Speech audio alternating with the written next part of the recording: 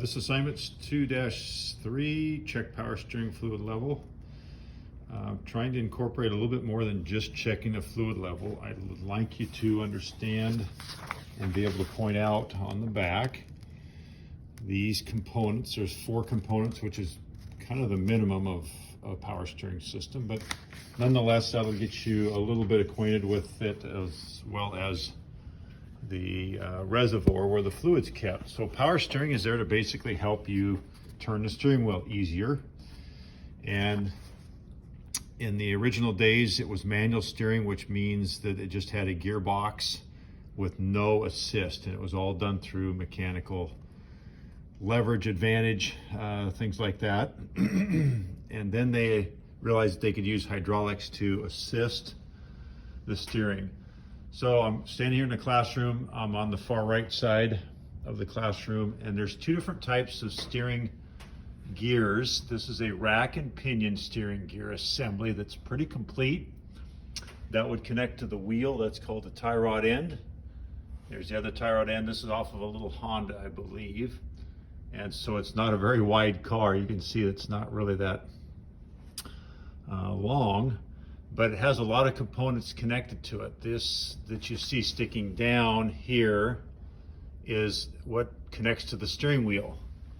Get a little closer. That's a square shaft that runs up through the firewall between your engine and your passenger compartment, and the steering wheel connects to that.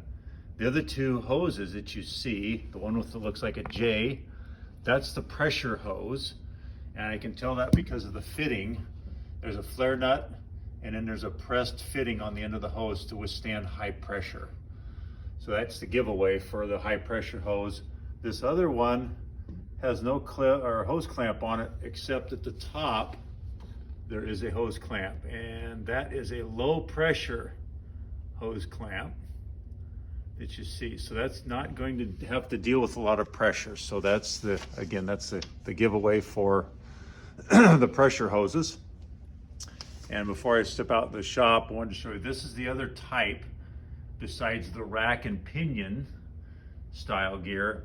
This is just a steering gearbox, and it connects the yellow rod on the top. That actually is what connects to the steering linkage.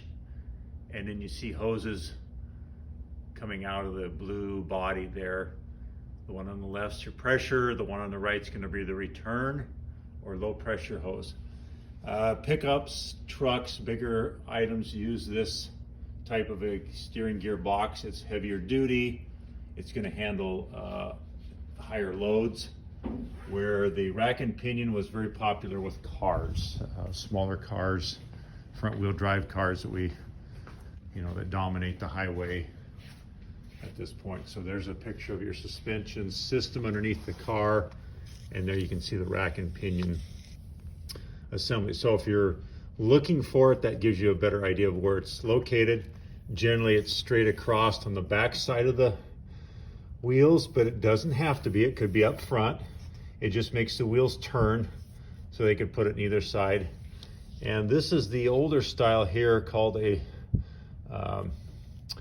short long arm, and it would have the steering gearbox. This was what was holding the steering gearbox on the wall we just saw earlier that was yellow, and it would connect here, and then this would run on up to the driver, and this was what would extend on up to the driver on that one.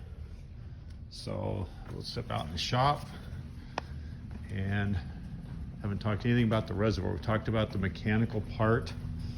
The steering, power steering system is kind of universal. They could put it in several places. This particular car, the reservoir is here, and if you look, they're probably going to give it away with some sort of indication on a cap.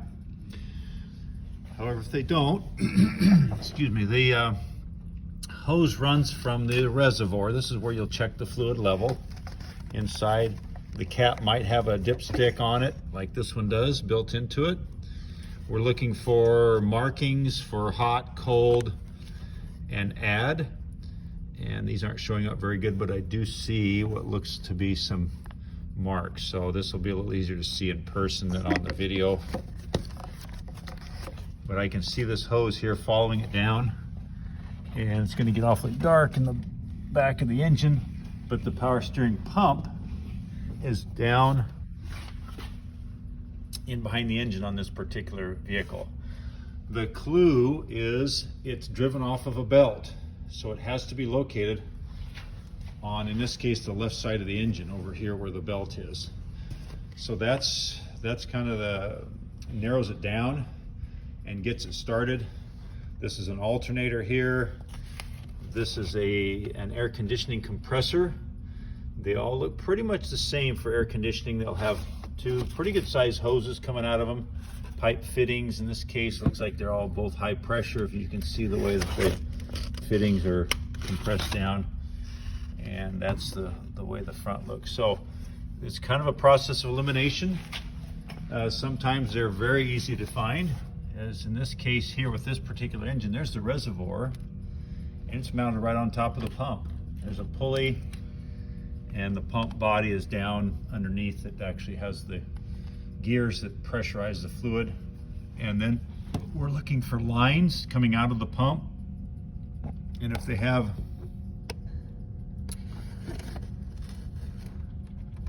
a pressurized or a high pressure fitting, which this one does, I just can't get a good view of it, then that's going to be high pressure. There it is down there. You can see there's a flare nut and the pipe coming out, and another line coming up that has just a hose clamp on it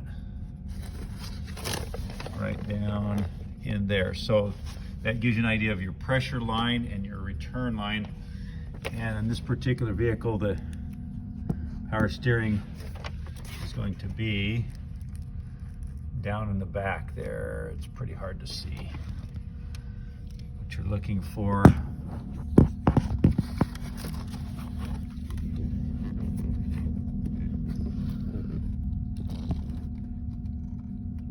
Yeah, pretty challenging.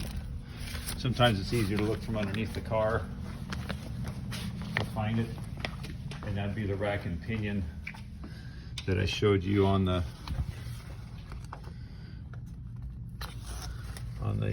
in the classroom. I'm looking down underneath for this one. This particular is kind of a whole different setup. It has like a dual gearbox on it, so that's even more complicated. And the vehicle that we have here is up in the air, and the pump on this one's way down underneath. There's a pulley and there's the pump, and the gearbox for this one is here.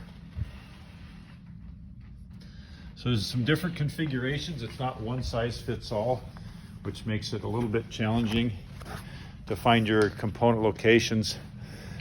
But hopefully this will help to kind of know what you're looking for. And it's just experience, just looking through some different vehicles, pointing them out, and becoming familiar with it to complete that assignment. 2-3 power steering fluid level. Good luck.